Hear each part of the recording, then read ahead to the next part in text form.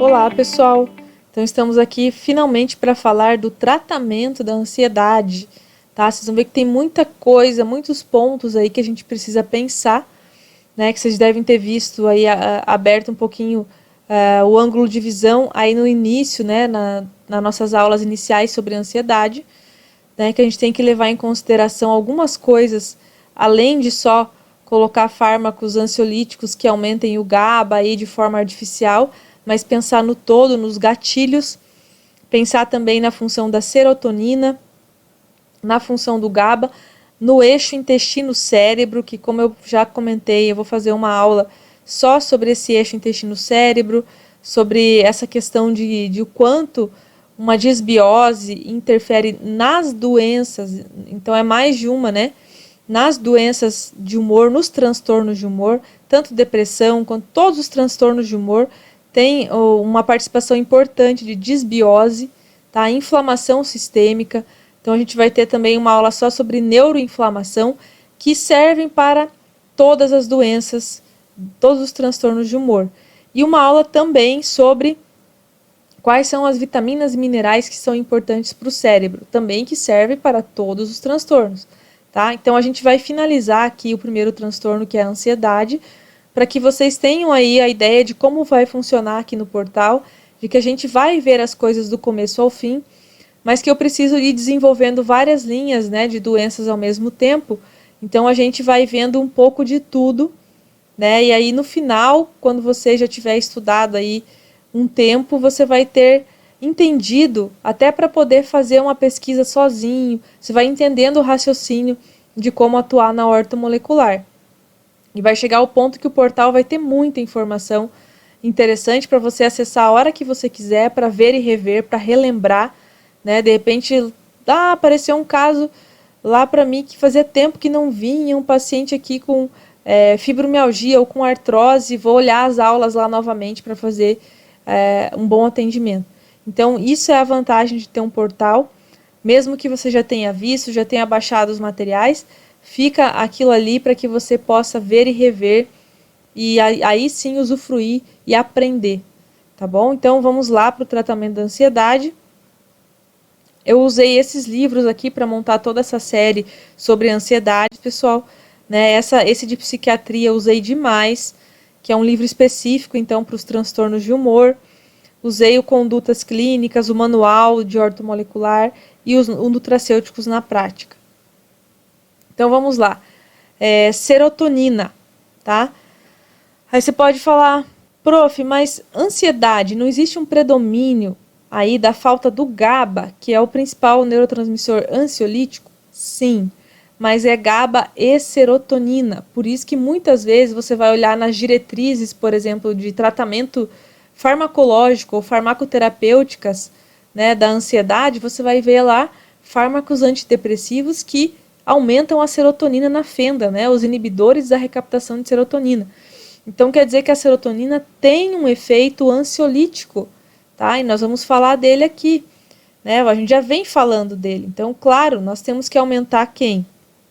A serotonina e o GABA, né, na ansiedade, tá? Então não é que nós vamos ver a serotonina e em seguida nós vamos ver o GABA. Então olha só as informações. Eu poderia, então, como estratégia de tratamento, pensar em fornecer triptofano ou 5-hidroxitriptofano para o meu paciente, tá? Então, olha só, a conversão do triptofano em serotonina ocorre em 2 etapas e depende de uma série de enzimas e cofatores. E até tinha uma figura que eu deixei para vocês aí nas aulas iniciais, né? Uma síntese bem resumidinha, assim, ilustrativa mesmo das etapas da construção da serotonina. Então a gente tem aí a necessidade de entender a construção, porque nós vamos fornecer princípios ativos, nutrientes, que melhoram então a síntese da serotonina, tá? Então, voltando aqui, ó, a enzima triptofano hidroxilase é a principal enzima envolvida na primeira etapa de síntese, sendo responsável pela conversão do triptofano, que é ingerido nos alimentos, em 5-hidroxi-L-triptofano, ou famoso 5-HTP, tá? E essa reação, olha só, depende de um cofator chamado de tetrabiopterina, que a gente vai abreviar como BH4, tá, pessoal? Que é um fator limitante para a produção de 5-HTP e, consequentemente, de serotonina. O que significa dizer que é um fator limitante? Quer dizer que se ele não estiver presente, a reação enzimática vai parar e a produção de serotonina vai diminuir, né? Ou seja, é completamente dependente da presença dessa substância, né? O cérebro depende dela, então, para a transformação do triptofano, ok? Então a gente pode ficar sem deixar baixar a concentração do BH4 no cérebro? Não, né? A gente tem que fazer a manutenção desse ativo, dessa substância, para que a gente consiga manter uma produção correta e adequada de serotonina, ok? Então é um fator limitante. Então aqui está mostrando a reação, né, como que ela é feita, ó, L-triptofano na presença de oxigênio e BH4, né, tem a enzima aqui no meio, vai gerar a produção, então, 5-HTP, o precursor da serotonina, tá?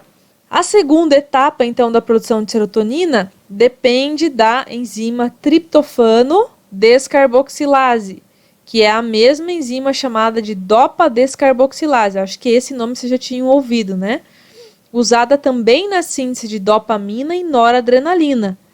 Essa enzima é dependente de vitamina B6 e catalisa a descarboxilação do 5-HTP para a formação, finalmente, da serotonina. Sua distribuição é muito mais ampla do que a da primeira enzima e não é considerada em si um fator limitante para a produção de serotonina. A limitação da atividade da triptofano descarboxilase pode acontecer na deficiência de vitamina B6. Então, olha só, entender a bioquímica da construção do neurotransmissor faz com que você saiba por que nós vamos usar determinados nutracêuticos, que é aquilo que eu sempre falo para vocês, que a pior coisa é você pegar uma fórmula pronta, passar para as pessoas sem saber nem para que serve, tá? Então, agora vocês já sabem que eu preciso ter B6 e eu preciso ter BH4, mas vocês vão ver que a gente não tem BH4 disponível como ativo, nós vamos entender isso. Então, como fazer para manter a produção de BH4? Isso nós vamos ver.